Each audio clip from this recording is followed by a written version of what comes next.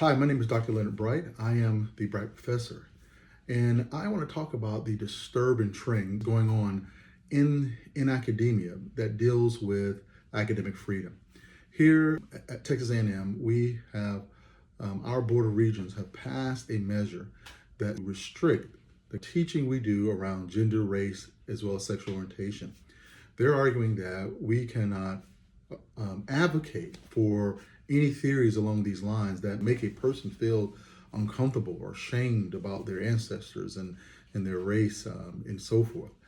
Now, the problem with this policy is that no one has defined what does shaming mean and the extent to which this is going to put a serious restriction on the teaching that we do. At the end of the day, it is going to prevent faculty from actually teaching the truth. And why wouldn't we advocate for ideas that cause a student to think about clearly their role they play in our diverse world? And we should advocate that history is not repeated when it came to things like the Holocaust or with slavery and with discrimination. These are facts. You may disagree with them, but our job is not to worry about disagreement. And if our discussion of those facts causes some to question what their ancestors have done, that's a good thing, because we don't want those things to be repeated in history. And to say that we cannot advocate for those things is actually a censorship of these topics. And that is highly problematic. That's not education. That is indoctrination.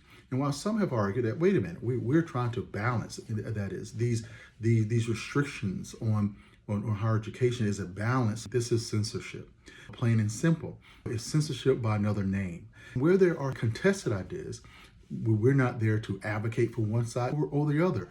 What we're there to do is to determine fact from disinformation and allow our students to learn those things and to be inoculated against falsehoods. Teaching facts is not indoctrination. And if those facts cause students to think clearly, deeply about their role in a diverse society, this is not something that should be disallowed or made more difficult.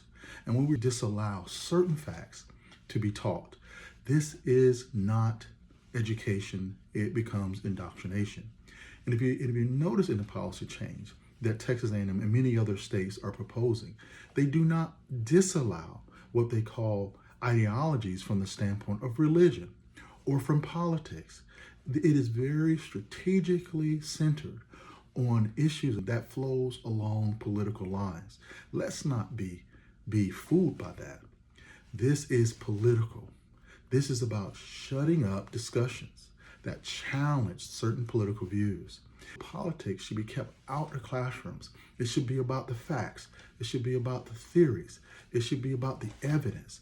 And students should be able to learn those things so that they can become better citizens, smarter citizens, more effective workers, capable of living not only in a state, in one's family, but living in a world, a global world.